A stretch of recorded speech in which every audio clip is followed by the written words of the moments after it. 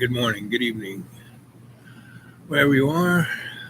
I hope you're well. This is Sensei Bob at Dreamland, your YouTube stop for entertainment. And remember, don't believe a word I say. Nothing is real, pretty much, except for love. Love's the only thing that's real, right? All else is illusion. So, well, there's two of you there.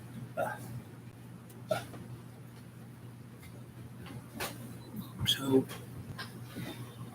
one of the nice things about being out with Deep Green is, there's a highway on the other side of the valley that, big trucks and motorcycles I can hear once in a while. Other than that, all I hear is birds. You know? And I have two really nice hammocks. I have a hammock like right in a special spot where it's right there, right? I don't have to go very far. There it is, right? And it's under a tarp, so if it rains, and I've meticulously arranged it. So when I sit down, it's kind of flat, meaning instead of being like this, but it's got a little bit, that's a hammock. And so it's like getting an adjustment. It really does a number on relaxing every muscle in my back, my legs, and it's just the perfect height from the ground so I can sit down in it and swing my legs over, and there I am, right? And it's just the right height, so either of my legs I can put over the edge of the hammock and put it on the ground, and it is the perfect mechanicalness of resting my hip, my knee, my leg, my ankle, right? It puts it in a 0 point, right? Where it's not stressing anything. And you keep one leg and the other one's kind of somewhat raised, which is a good thing for your legs because it causes the blood to move better through your leg. It kind of helps your, if you have blood pressure issues or anything of that nature, it helps with that. So that's my one hammock. And then when I reanimated my garden, because my whole hill is shale, and when I excavated, I had the guy come in and take over because it was the middle of the forest, trees everywhere, So I took about 50 trees out. And I have about almost 3 acres, 3 point something, and I'm at the bottom of a holler, so I'm the flattest place, even though, it's still a little bit, but it's still a lot flatter than being like this. So, but the further you go up on either side of my property, the higher it goes. So up, and so when he did that, he put in my drive between the forest road and the not pay, but, the community road. It's community access, right? The other one is just, private access because it's a forest road. And so I can get out at either end. And the community road is so dilapidated, I really only come in on the forest road, right? So I don't come in the way that it was planned to come in. So the other thing he did was, so there's that, and that's why goes the whole thing of a holler, and he put in 2 really nice drainage ditches, and then he put 3 pads in. One pad over here, which is a big pad, where I'm going to put my big house, right? It's really 4 pads. And then there's another pad above it where I'm going to put like a little guest cabin. And then there's a thing here where I was going to put my garage. And then I was going to put another house over here. I had no idea which side I really wanted. I kind of cleared out all these trees so there'd be light in the site, right? Because the rest of this place is like darker than dark because it's a forest, right? And nothing's been in there for the last 30 years, so the trees have grown way high up, so there's a big canopy. So it is a rainforest, but instead of having gigantic trees, it's got poplars that are like big weeds that 200 feet high, but they grew up real fast. I mean, they grew half the height they are now just in the years that I've been there. So um, the rest was all cleared out and brought down to the shale. And we put in French drains. So whenever it rains, it goes in those drains and goes into those drainage pits and goes into um, the stream that's going down towards the river, which goes down to the lake, right? So, and I put all these French drains so the ground wouldn't get saturated. Then I pretty much covered everything with crushed run. Crushed run is stones about that big with the dust of the stones and dirt and a little concrete thrown in there. So it packs down, becomes very, good base for putting a pad and building a house on. So that was my basic first premise. So, 10 years went by, did nothing, except, plant trees and bushes and started my garden. So, and things, I let everything grow over that crushed run because it was like, a road almost. The whole thing, the acre or so that I kind of cleared to put houses on was, and it was a building site. But I didn't build right away, and so things grew up, and I threw down seeds, and so I put a lot of effort to put a ring the whole area because there were already a lot of blackberry bushes, and I just helped them grow all the way around my property. Right, so instead of putting up a fence, I have a barrier of blackberry bushes that are about 20 foot deep all the way around. So it's virtually, if you don't want to get ripped up, and yesterday I told the story of my 4th of July fireworks and these people. Anyway, so go watch that one if you want to laugh. So, uh, so, um, so that's my site. That's the deep green, and I put in water and septic and electric because it was already there, right? So I just did all the things that the code wanted, so I could turn everything, get water and put it on, and because it's even though I'm camping, it's nice to have electricity. It's nice to have running water. Well, I don't have a big house. I got tents and sheds and tarps, and so the summertime, like from about middle of April to middle of December. It's really beautiful there, and even in the winter, it doesn't get too cold.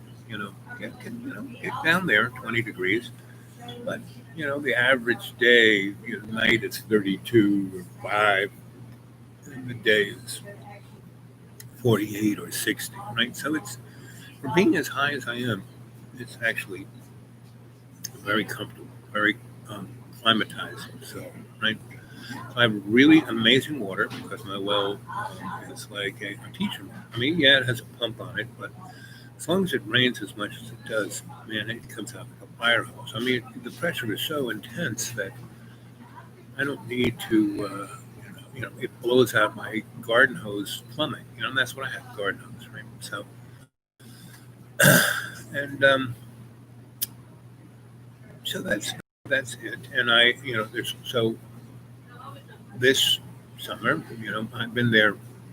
Um, Pretty much, I haven't been back to the John and the school since last September, and the year before that, I had only gone to visit him maybe 5 times, and he threw me out almost immediately. Sometimes 20 minutes, sometimes 2 or 3 hours, but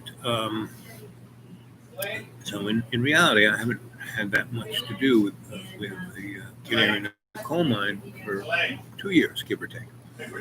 And I've been here most of the time. But I've also been on the block, checking out the world, see what's going on. And all that's going on right now, if you go back and look at my YouTubes, and as of May 8th of this year, I've been on YouTube for 2 years. So you can if you go, and I suggested go back and watch and I have almost 1,200 YouTubes. So, oh man.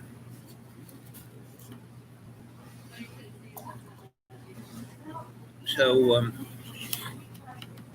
I'm in a great place, you know. I'm like the Uber um, social distancing guy. Um, I come in here and I actually, take this little one man seat and the one over there, put a chair on it so, you know, the only people who, he's got nobody in here, so they all sit over there. And I have an electric socket over here for charge everybody up, and so all is good. And uh, so I've, yeah, this summer, I've been doing this gardening and listening to the birds chirp. And why the birds I have so many birds is because they eat all of the blackberries and they put their nests in those blackberry, 20 feet, so nobody can come and get them. So the word is out that Al's little deep green is like the best place for birds. So I have lots of birds, not just crows and bluebirds. I mean, I have everything, hummingbirds, you name it, I got it. Budgies and owls and you name it, every kind of. And I'm not a bird guy, but it's so beautiful. And sometimes it's like a cacophony of a chorus of birds. It's just beautiful. And they go through these cycles, and they do it all 24 hours. And they're birds that sing at night. And I have a lot of bats that eat up the insects. And because I cleared out that area, the sun hits the ground, so it's dried it out for the last 15 years. And and so I really, living in the middle of the forest, you get a lot of mosquitoes because everything's damp, and because the acre that I live in is relatively dry. Now, right now we're in summer, and so this morning I woke up, it was 70 degrees. Last night it was about 68, and that's kind of what it is, right? And then about 11 o'clock, the sun gets up over the mountain and starts to hit my cleared out acre. And at noon, that's when the sun is like microwave oven. And the UV, I have this little thing of UV meter, and it's really bizarre because even cloudy days, the UV is intense. And the one thing that so my little garage, I put a metal ceiling on it, and I made, my contractor, he was like, huh? And so, he built this very nice thing. And see, I met him at Lowe's, and he had just gotten out of jail. And all his tools were hot for his lawyer. And I was like at the contractor section, getting prices on 2x4s and what kind of plywood and blah, blah, blah. And he's like standing right there listening. And he like bursts in, he goes, listen, are you building something? I said, yes. Well, listen, are you, I said, well, I'm a kind of a contractor. I built a lot of stuff. He says, but do you swing the hammer? Do you have the nailer? I said, no, I would hire people. He goes, well, I just got out of jail like yesterday. No one will hire me. And I had to hawk all my tools. So you take me to the, um, place where I hawked all my tools and get them out of hawk. I will build your whatever you want, right? And I'm really experienced, right? And so the guy who I was talking to actually knew him. He said, yeah, he's a good carpenter. So I say, fine, So, we go have lunch at McDonald's, and I have my little book, and I'm drawing a thing, and he's making up a list of what we need. And he goes, and I have no place to stay. I said, well, that's great. I got plenty of camping. You can stay there, and that'll be great. You'll be right on site. We'll build this thing, bing, bang, boom. And he said, great. So, we basically make out a list, not of everything, but to really start. I show him pictures on my phone of what the site looks like, and he goes, okay. So we order deck blocks, 2x10s and 2x12s, 24-foot long, and one 3/4 inch, everything pressure treated, and then we make it. He tells where it is. I give him real specific instructions. I said, so which one of your truck drivers goes over that neck of the woods? And told him exactly where I live, and he goes, "Oh yeah, I've been on. Yeah, I know what you're talking about." So the delivery is going to be on site and not get lost because it's really easy to, forget, anybody delivering anything off the internet into where I live. So anyway, um, I drive the guy. First we go to the place and get all his tools out of pocket, and he had all the tools. He had a big compressor and hoses and nailers, different types of nailers. He had a cut saw. I mean, it's kind of table with it's like a table saw, but you can make all kinds of cuts. And he had every other tool you needed, right? He had a transom, So we go back, and he lays it out with the transom, right? And a little can of spray stuff, and we got about 20 deck blocks of the order of 60 or whatever we got, so we could basically lay out the corners of this thing, right? And we got some 2x10s to lay out the edge, right? And so we did that, and then the next day the order comes and we start working on it. And this is when I was just getting out of being dead. My body was still, and my body still hurts. And when I wake up, every joint hurts, right? Anyway, so the years before this, I've already had this property maybe now 8 years, maybe longer. And there were a bunch of kids that I used to try and mentor, let them hang out and help me clear this and dig that and do this. And they all wanted to quit school and get a job at McDonald's. I said, no, you stay in school. This is when I made money. Stay in school every semester. I'll pay you $300. You graduate, I'll give you $1,000. And there were 6 of these guys who, out of the other buddies who said, oh, I don't want to do this. They would come and, actually, do some good help for me. And this is again when I was 340 pounds, getting heavier, and they would watch out for the site, So it was well worth it. And so when this guy showed up, they helped him. So he built this building. This is my garage with a garage door, and the walls are 10 foot high, and the space is like 16 by 30, right? So however many square feet that is. And the roof is very peaked, right? So that's about 900 square feet, and give or take. And he put a deck all the way around, right? And the deck is about 1,100 square feet. And so the roof over the building is this, and then he covered more than half of that deck. So when it rained or did anything, it didn't. And we, I had run a septic line up to that and a water line into it, and actually had a Johnny pump right next to it, and I had a hose going in there, right? Because when I put the water in, I had no idea where anything was going to go, and I knew that if I wanted to do something more permanent, I could always stick it up and put a line onto it. So anyway. So we start off, and we're going like gangbusters, and a friend of mine who's a contractor comes to visit, and because he loves to talk to me, and he brings a nice bottle of something tasty to drink, and he shows up, and he sees, me building this. He says, wow, and he sees this guy who really knows what he does, he's got all the right tools, and he's got these kids, and it's kind of summertime. These kids aren't at school, so they're helping them.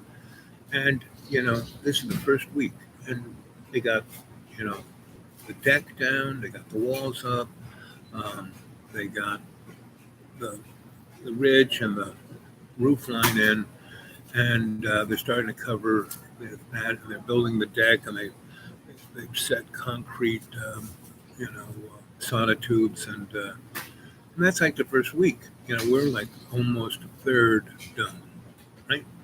So the guy is like, whoa. And so we're taking a break, and we're all sitting around the shaded area. And basically, he says to the guy who's just out of jail, who's a good carpenter, listen, I really need a line foreman because I'm building a bunch of houses and the people I have are just useless and I can't be there. And they're always making mistakes and it's costing me a fortune. And, I'll pay you a lot of money just to work a week. So we're at the done. And the guy looks at me and I go, yeah, of course, sure. But you're going to have to come and pick him up here because he's camping out over there and he's got no car you know, he can take some of his tools, but he can't take the big heavy things because they got to stay here so they can stay here and finish the job. And anyway, I owned them because I got them out of hock. So, and my deal with him was he didn't get these tools until he was done, right? So, but I let him get this really good job, this contractor. And so, and I said, so the weekends, as I said, you can't have this guy working Saturday and Sunday because he's got to be here working with me. And he has to get here by 4:00, right? Because the kids were going to be here and we're going to be muddling along until he gets here at 4:00. And he will, suss everything out and move us forward so the next day we can muddle along until he comes. And so that was all arranged. And so this guy would come and get him around 5:00 in the morning, just as the sun was seeming to peek out, at least make the sky pinkish. And then he would get back between 4 and 5, and then we'd have 2 or 3 hours to work. And then we'd have the weekends. And, that enabled me to, make lists of stuff we need, call up or go over to Lowe's and have them delivered. And so it worked very nice. So we built this whole thing soup to nuts. I mean, from the beginning to end in 5 weeks. And now if he had stayed there, we would have done it in 2 weeks, right? But since we only had the afternoons and the weekends, 5 weeks, right? And so it cost me materials and labor because I paid everybody. I paid the guy, I paid the kids, $5,000, 5 and change, 5,300, something like that. And my contractor friend said, if I built this thing, it would cost $20,000, if not more, because his deck is amazing, right? So that's what happens because the average person would not have taken and this guy was honest. So I said, so what'd you get into that you went to jail? He says, well, the 86 collapse happened. I was I was a contractor. I had a real estate business. I was building houses for rich people, and then it stopped. I was trying to do everything I could to keep business alive, and then I started selling meth, and then I started using meth, and then I got into an altercation, and bingo, I was put in jail for 10 years. My wife left me, and my kids, everybody left me, and came out, the day you saw me. So, because he got out again, and then he couldn't put himself into culture, so he got sent back to jail, which happens a lot. And but I took a chance on him, right?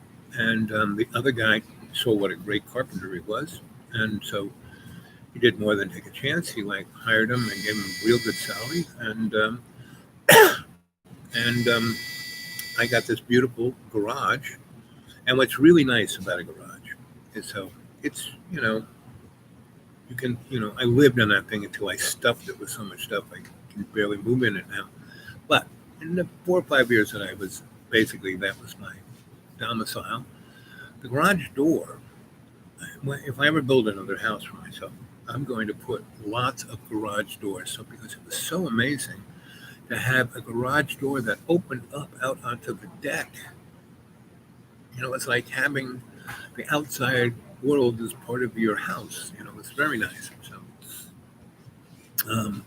that's kind of where we were at that. And so that's, just a little story of, you got to take a chance, right? And without taking a chance. So basically this pandemic and this Black Lives Matter thing and all of this stuff is orchestrated to push us into a hybrid of 1984 and The other Orwellian book that was written was um, uh, Tomorrow or something like that, and it was about world what was going to be in like 2020. Just like the movie V for Vendetta was made in I think 2006, and it was supposed to be happening in 2020. And if you remember that, I mean, it was all started by a pandemic, and that the government built a vaccine, and they tested it on poor black people, and it killed everyone. And so the only way they could dodge, spin their really terrible mistake of their vaccine was they set the hospital on fire with everyone in it. Oh, that was a terrible accident, right? But enough people escaped and told people the truth and they gave the story that it came from America, just like we're giving the story that it came from China. And so go back and watch that movie V for Vendetta, because it's exactly what's going on right now. It's like programming, right, of the public. So it's 5 of you there. Anybody got something to say?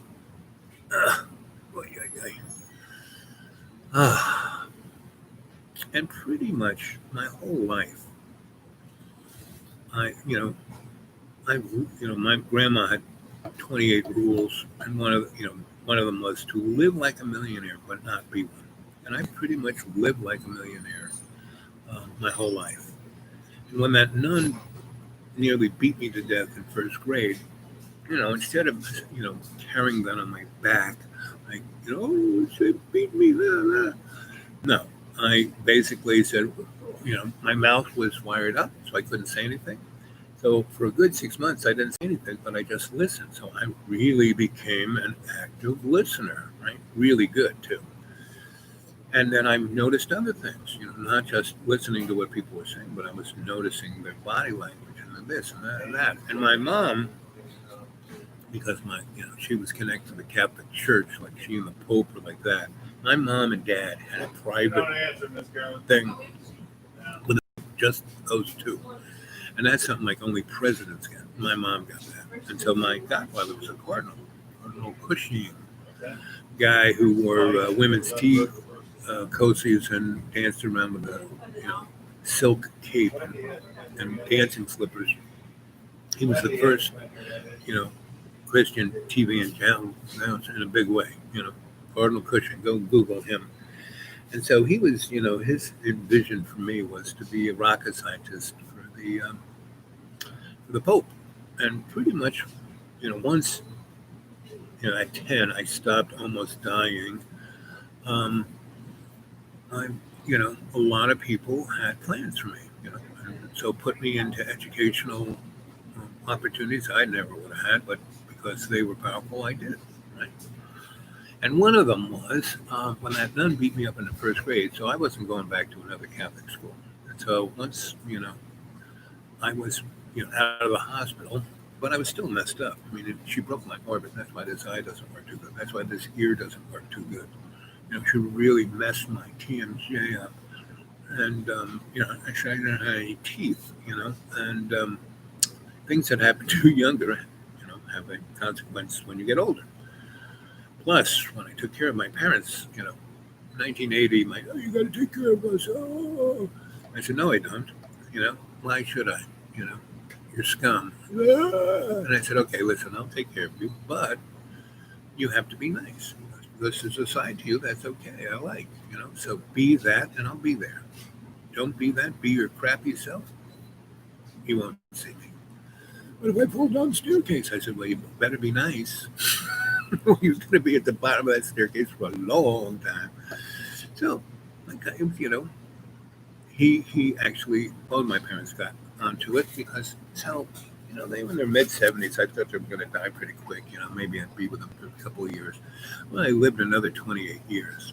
So I had, I didn't take care of, but I illuminated all of my karma from my parents and everything way back. And that was the good thing about it. My brothers would say, how can you put up with them. I said, well, they're not all that bad, and when they are, I'm not there. So my whole life has been one of seeing and hearing what's going on, and then trying to make the best of it, not escape it or pretend it's not happening. Like my sisters, they don't remember most of my youngest sister. She doesn't remember anything up until she's 20. All the stuff that happened before are just little vignettes that she painted, uh, with watercolors. I mean, did they happen or not happen? Who knows? So it's like my brother who said to me the other day, he said, I don't understand this Black Lives Matter thing. When we were growing up, I had black friends, and I didn't even know they were black. And I said, Michael, that's the problem.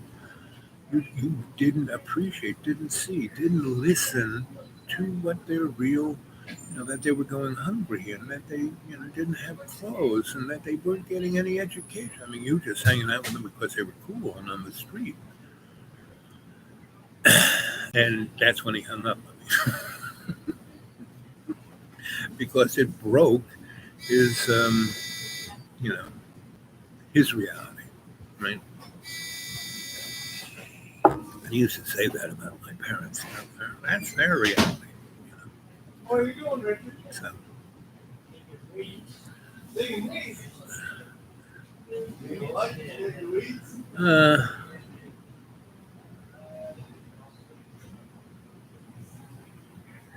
yep. You got it, buddy. At the time of darkness, I think it's been more like 100,000 years or 500,000 years. It's been a long time. When they had that big solar war and blew the main planet up in our solar system and turned it into the Oort belt and destroyed Mars and gave us a hard time. And that was 60 million years, give or take. So. And right now, we are heading into some really strange times because we're at the deepest solar minimum ever, and we are having the largest of these exotic radiations coming out of the sun that are creating gigantic electromagnetic waves that aren't even space weather. They're like this energy that's on a different frequency, and my feeling different dimension is bathing the earth, and that's why we're having all these issues, right? And that's why all this craziness is going on. And yet, this stuff was understood to be going to happen, back in the Egyptian times. I mean, go read Joseph P. Farrell's books about the pyramid, and basically the pyramid is, in Star Wars, Lucas's Star Wars, he got all of that out of the mouth of George, what's his name? The guy who wrote the myth of the hero. And Lucas just said, what was his name? I even studied with that guy. It'll pop into my mind. And it's pretty obvious that we're not the highest level of our, we're at the bottom of the barrel of our spiritual, intellectual potential. Our pineal gland has been, already, I remember when I was studying alternative medicine, I was like really jazzed with the pineal gland and said, we could really deal with this scalar frequency, of love's co-creation, 6 stacked XY dimensions, yep. Sounds like you've been listening to someone last ride there, and that information, it's not just coming out of my mind. Hey, Richie, you're looking good, buddy. So you've been weeding? I ignore my weeds. I ignore in my garden. I don't weed. I just let everything grow. Okay. It's going to do what it's going to do, Yeah. I mean, I make sure it's watered, but that's about it. What are you doing? You cooking or me? Well, if somebody comes in, I'll cook. Right now I'm cleaning. What do you have to eat? Hot dogs today. Don't you two look cute? Oh, Hot dogs all you got? No, with hamburgers and chicken. Chicken. What kind of chicken? He doesn't like chicken. Oh, he doesn't like chicken? Well, not that doesn't like it. He likes it less. Right. I hear that. Give me a hot dog. And a half whatever fries. And oh, Oh my God. Pepsi, Coke. It's I feel. Oh. So that was the pyramids. The pyramids was a weapon, an energy weapon, and it blasted that planet out of the solar system, made the Orc belt, right? And different elements of that culture were all over the place, and all of our myths, like Superman and all of that, straight from what actually happened. So, and these morons like Bill Gates, who wants to, try to recapture that, like turning us into transhuman robots. Go watch the movie Zardos, with Sean Connery. And he did that in the late 70s, early 80s when he didn't want to be pigeonholed as 007. He did all these like Time Bandits, and all those movies were really great because kind of what's going on. And it's amazing how movies are kind of about what's going on. Yes, it's propaganda. Yes, it's programming. Yes, it's all of those things. Plus, what's Hollywood? Hollywood, right? Hollywood is what magic wands are made from. The wood of a holly tree. Right? So Hollywood is a magical mystery delusion, right? Of programming, and we're all Mickey Mouse. It's the Sorcerer's Apprentice. You gotta watch out for all those brooms. So again, if you cannot, clear yourself. Deal on these hot dogs at 5 cents each.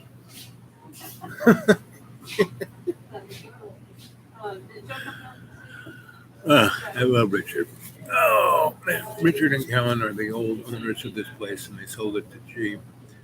Well, they still work as what else are they gonna do? So that's the beauty of this. It's more like a community center, and I'm glad it reopened. Oh man, oh.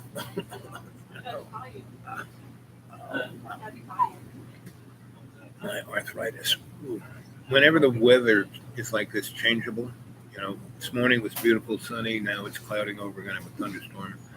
Like the human barometer, I can always tell what's coming by my rotator cuffs because I spent 50 years with my arms over my head, putting in lights, Hello, how are you? Well, you've been loafing. You've been loafing and we've been staying 6 feet The apart. golden goose. Yep. So, the golden rule. Who has the gold rules? And that's a Babylonian thing. Again, Joseph P. Farrell, he's the guy to go read. All his books about ancient times are excellent. He's a great historian, and he's really good at the history from 1850s to today. I mean, he really is, because he doesn't reinvent stuff. He just goes and sees what everyone else has done research on, and then he goes a little deeper. So he's quite good. He is almost as good as Dr. Quigley from the Council on Foreign Relations, who wrote a book called Open Tragedy. He was a teacher of mine, and a fellow student of mine, Gary, who wrote a book called None Dare Call It Conspiracy to Gary. But None Dare Conspiracy, because he basically says, the world of a high table, hidden hand is just two wings of the same bird. Republicans, Democrats, liberals, conservatives, they're just two wings of the same corporate bird. And there's, during the Cold War, there was no difference, why Russia was our enemy, because they were our buddy, just like in 1984. Trump was not orange this weekend, crazy looking. Yes, I saw a picture of him where the wind was blowing in his face and his hair was back, and you could tell he had no hair because whatever that is like was like back here going straight up, right? He looked like those characters in Babylon 5 where the Centaurs, right, they had their hair going straight up, and his hair was going straight up, and so his whole face was orange gold, but the line, which that hair normally is like wearing like a helmet, was blown back and it was white, gray, like a dead fish. He's a dead fish, you know.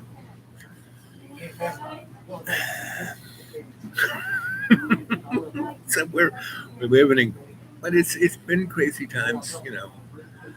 You can't tell me George W. was, you know. Did you ever see that movie?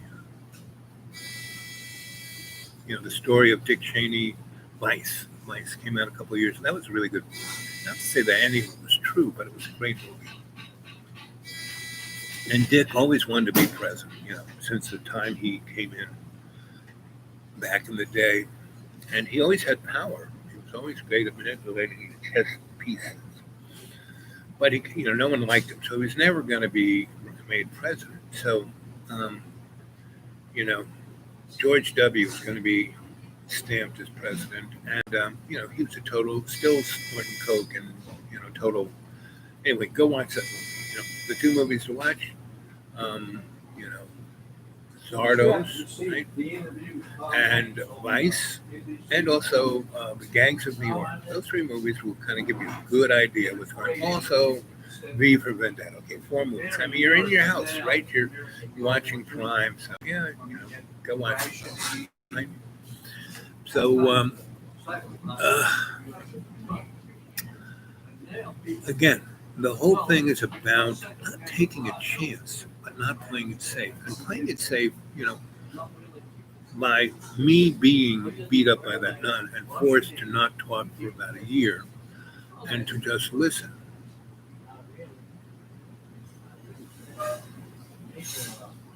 The Gangs of Nye, yeah. Gangs of New York. Yeah, that was a great movie because it shows specifically the beginning when the rich people come in and they go to the Five Corners, that's the Lower East Side. And, you know, the people are basically rolling around in their slime. And this cop, you know, Irish cop, you know, rolling around, not rolling around, but walking, you know, in his uniform. And, hey, Sunray. And so, you know, the rich people, the Dutch, stop, you know, in their carriage, and the black man, who's obviously their slave, gets out, opens the door, helps them get down, and their carriage gets pulled right up to a wooden sidewalk. Right? The rest of everything is mud. This is a wooden sidewalk, and there's a sign over it says "The Liberal Way." Right.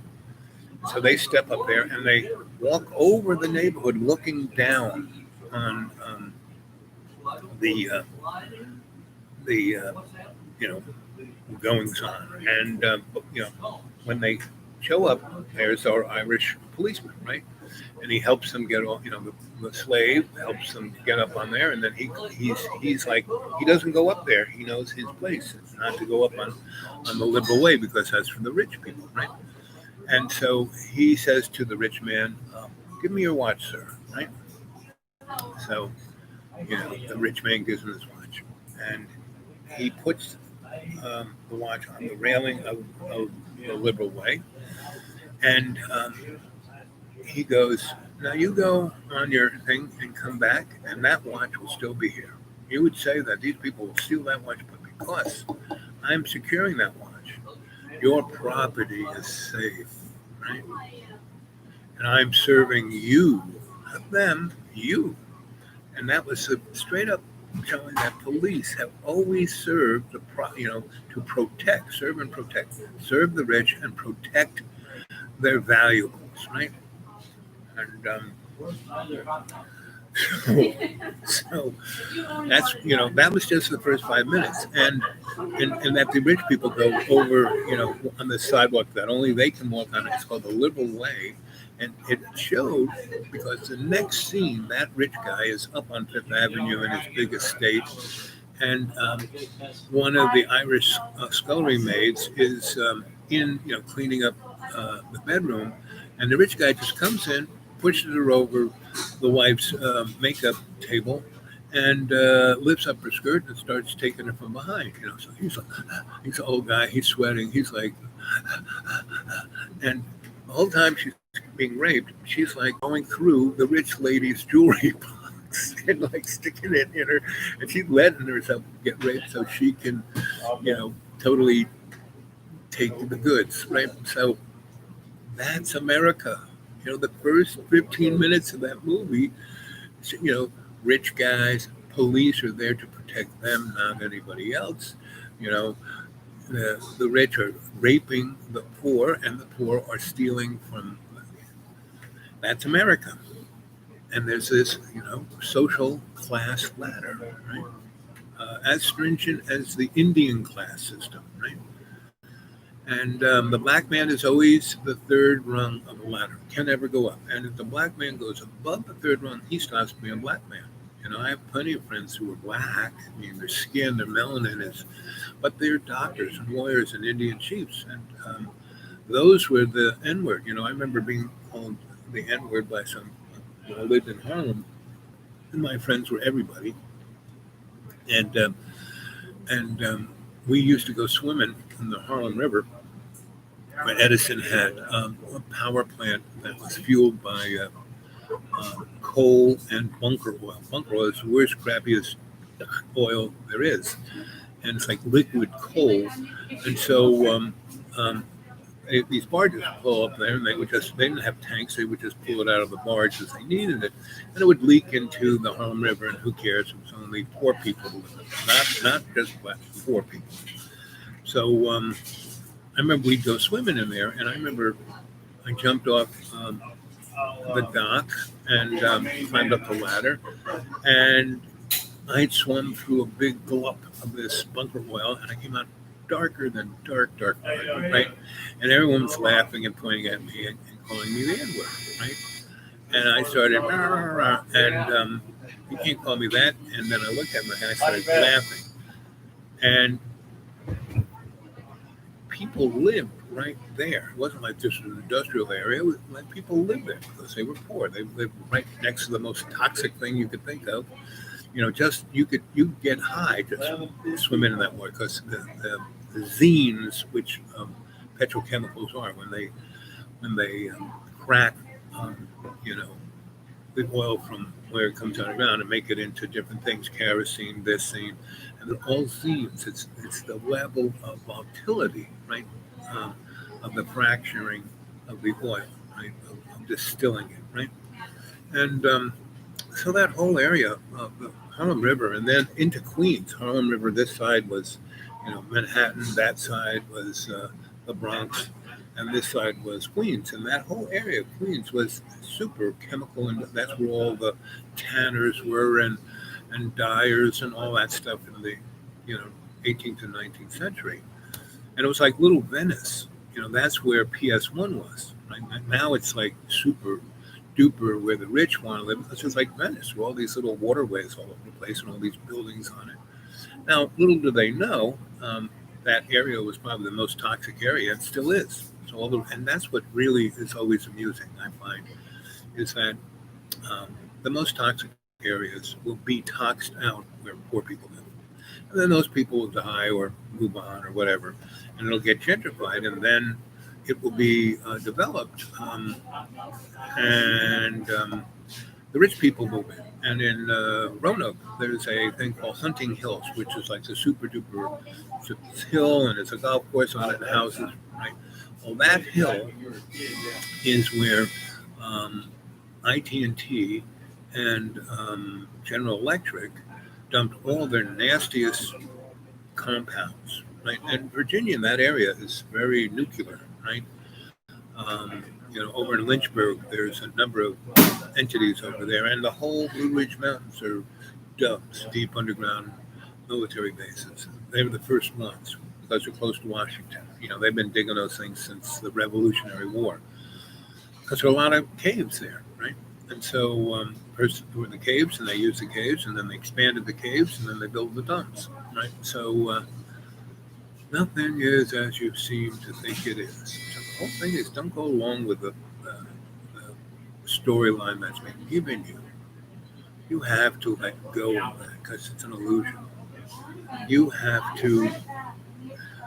The only thing you need to be motivated or controlled or pushed by is love, right? And if you can just let go, just like I'm going to do right now, and I count on my fingers. Every time I do that, and I'm conscious about each finger, I'm not thinking about anything about doing this and breathing deep. Bingo, I go into state. And I'm now going to, through the little camera here, through the internet, I'm going to shamanically you guys, all four of you, and whoever else is watching.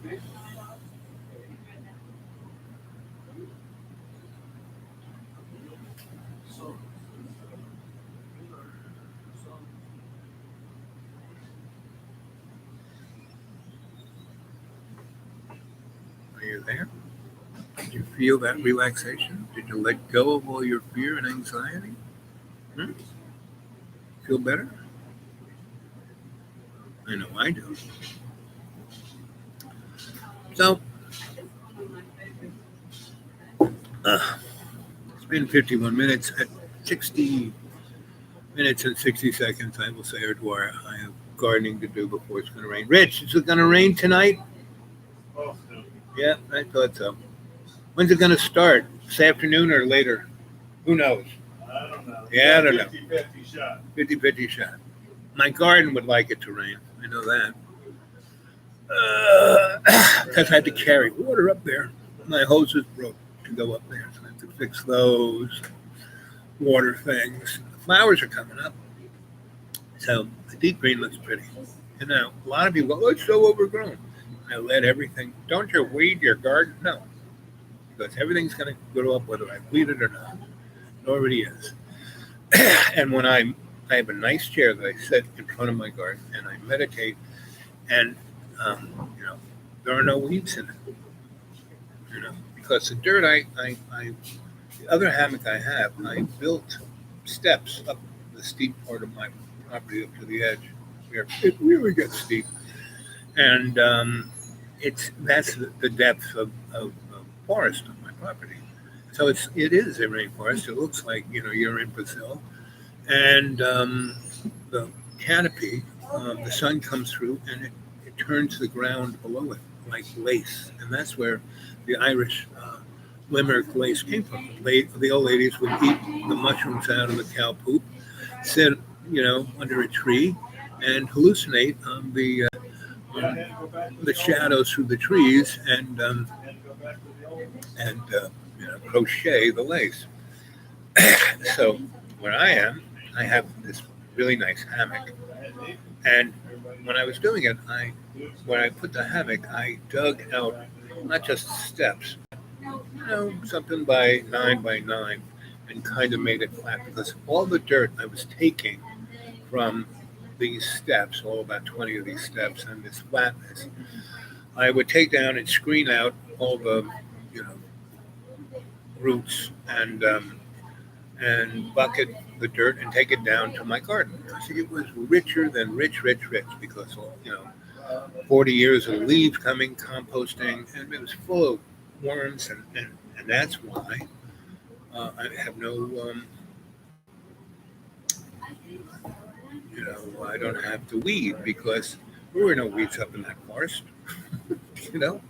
So there were no seeds of weeds in that dirt, maybe next year, but not this year. But I also know that by my sitting in front of it in the afternoon around 5 when the sun goes on the other side of the hill and the sun is no longer hitting this and it's gone from like 89 degrees to about 70 and the little breeze is coming through, I sit there and meditate, plants, you're doing great, grow up big and strong. You're going to feed me in the fall. I love you. And weeds, you can, I'm giving you the rest of this place to grow around. Just don't do it here. And it doesn't. And now the weeds grow up, and they're not weeds; they're flowers. They all flower. They all have little buttercups in there. It's really, and so that's why I don't really. There, I kind of weed whack my path where I walk, right? But not the rest of the property. I let everything grow up. And because of that, I am surrounded by an impenetrable wall of blackberry bushes. And the birds, I got a zillion birds because I love living in that area because nobody can get at them. And everybody's happy. It's all in balance. I don't use any pesticides. I use a little 10-10-10 in the beginning, a little lime to sweeten it up. But other than that, I just water stuff, and that's how it goes. It's all in balance because I meditate all the time, and that's why I can walk around. I mean, they wanted to replace all my joints. When I wake up, every joint in my body is screaming in pain. That's what wakes me up. Oh. Then I meditate for about 20 minutes, and I start walking around, and then the pain kind of goes away. It doesn't go away, but it's not bothering me. It doesn't distract me. Right? Now, if I sit like this, I start to rust. And then and that's why in 4 minutes I get up. Because I need to move.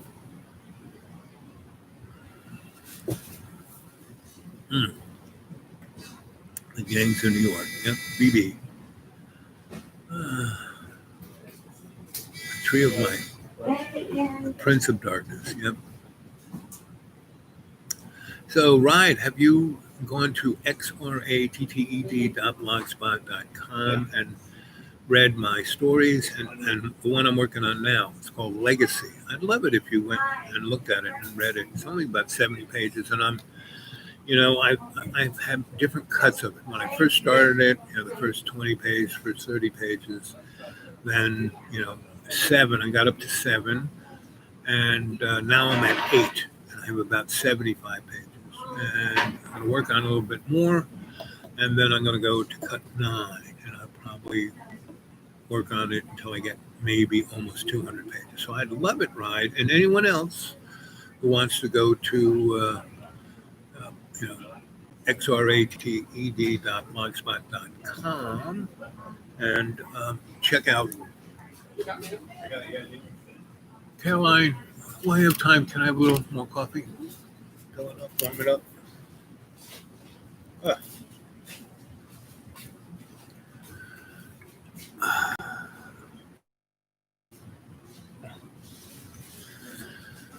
So that's xratted.blogspot.com. It's also known as Griot Publishing. It's really interesting. Google sent me a thing saying, thank you, darling. Sent me a thing saying, oh, we love your writing. We'd love you to join Griot Publishing. Well, I started Griot Publishing.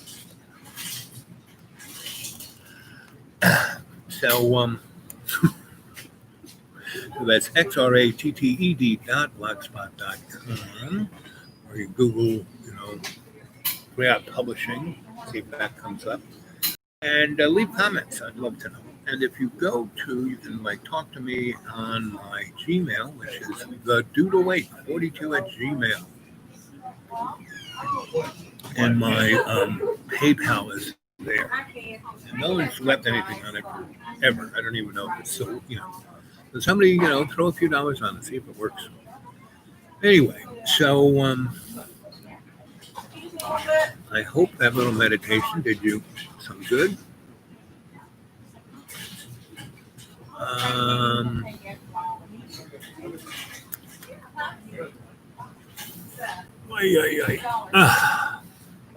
So, subscribers, the cadre is growing. We're now at 377. It's like, the beast going towards Bethlehem. And here we are at 59 minutes and 29 seconds. So at 60 minutes, 60 seconds, I'm going to leave you. So you'll have a beautiful day. Remember to check out my sites, tell people to subscribe to Dreamy Dreamland. Let's get to 1,000. Then I could start doing it back on my phone. But anyway, it was fun. I'm glad I came here and had biscuits and gravy with you. And I hope you have a beautiful day. And I went to the church yesterday and I did a little show from my car. It was sad because the first Monday of every month, that church was giving food to poor folk. And the thing I like best is that they would have 2 rolls, big rolls of toilet paper. Well, the church stopped doing it. And I actually went into the church looking for the head guy, and they got really like, "What are you doing in here?" Oh. And I had my mask on. I said, "So I'm just looking for the box. No more food." "Oh no, we stopped doing that." "Why?"